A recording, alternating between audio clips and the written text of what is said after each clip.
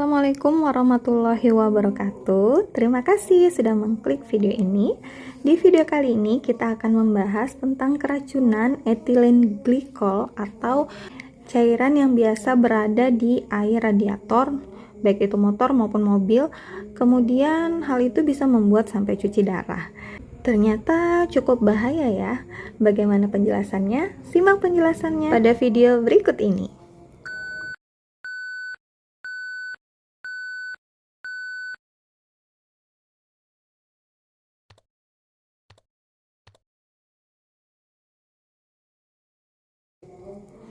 Etilen glikol adalah cairan kimia yang sering ditemukan pada bahan industri, bahan anti beku untuk radiator, cairan pembersih rumah, cat, plastik, tinta, deterjen, serta kosmetik.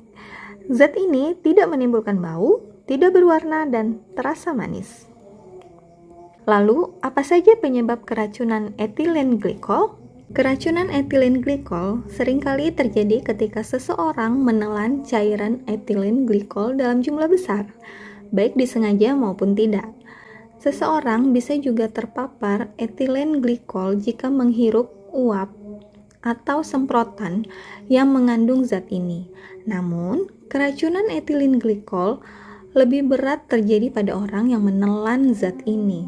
Jika seseorang menelan etilen glikol, saluran pencernaan akan segera menyerap zat tersebut dan membentuk senyawa yang disebut dengan asam glikolat.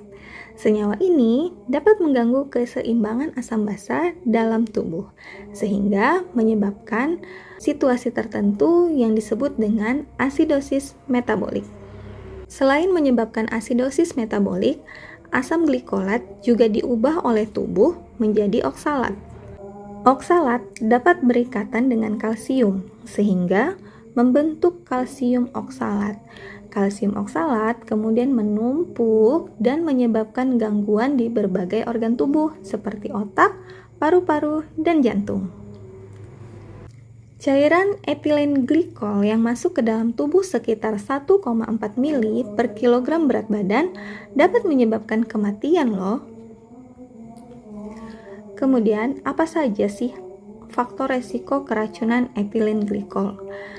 Ada beberapa faktor yang dapat meningkatkan resiko terjadinya keracunan etilen glikol, yaitu bekerja di industri yang menggunakan etilen glikol, kemudian tidak sengaja menelan etilen glikol. Biasanya hal ini terjadi pada anak-anak. Kemudian yang ketiga adalah mengkonsumsi minuman keras yang dibuat secara ilegal.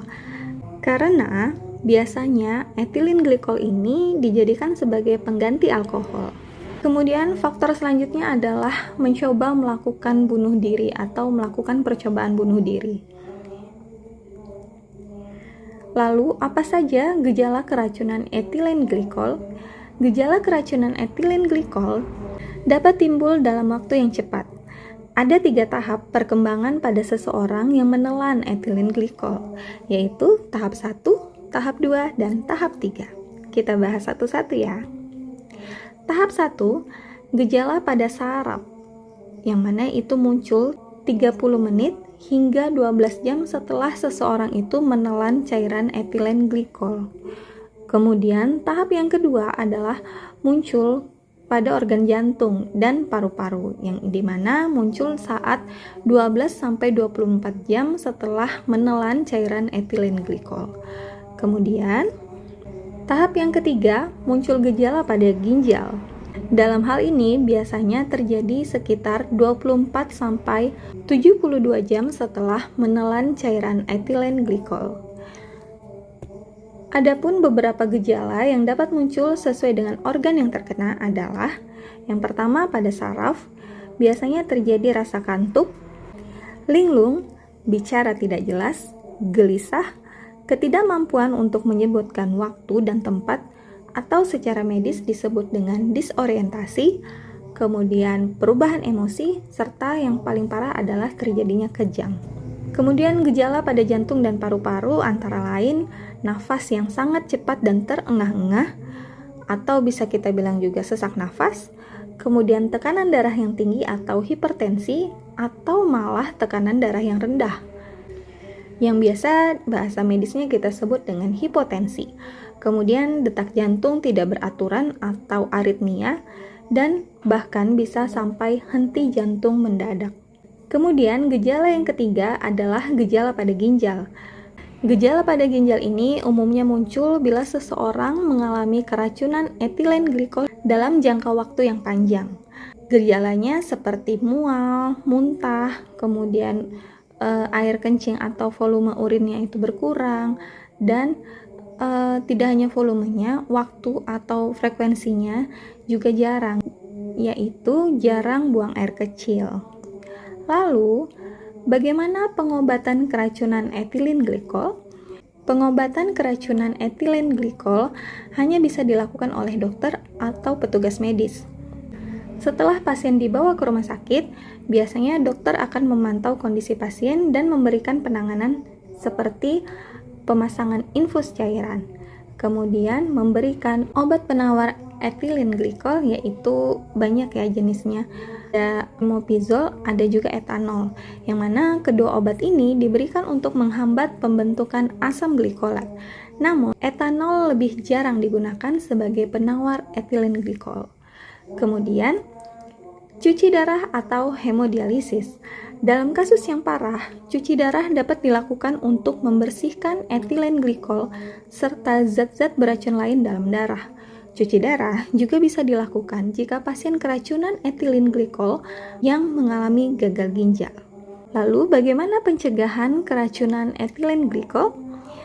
Pencegahan utama keracunan etilen glikol adalah dengan tidak menelan cairan yang mengandung etilen glikol. Kementerian Kesehatan Republik Indonesia dan BPOM juga sedang menghimbau masyarakat untuk tidak mengkonsumsi obat sirup, terutama obat sirup anak yang dulu pernah diteliti atau lagi gencar-gencarnya gagal ginjal akut karena produk obat-obatan atau sirup pada anak. Langkah pencegahan lain untuk menghindari keracunan etilen glikol adalah menggunakan alat pelindung diri sesuai dengan standar operasional prosedur atau SOP jika Anda bekerja di industri yang menggunakan etilen glikol. Kemudian, hati-hati dalam menyimpan produk rumah tangga agar tidak terjangkau oleh anak-anak. Selalu cuci tangan setelah menggunakan produk rumah tangga. Jangan mengkonsumsi minuman beralkohol yang dibuat secara ilegal, serta konsultasikan kepada dokter atau tenaga medis jika Anda mengalami gejala-gejala gangguan mental seperti depresi atau memiliki pikiran untuk bunuh diri. Baik, segitu aja penjelasan dari saya, semoga bermanfaat. Terima kasih sudah menonton video ini. Wassalamualaikum warahmatullahi wabarakatuh.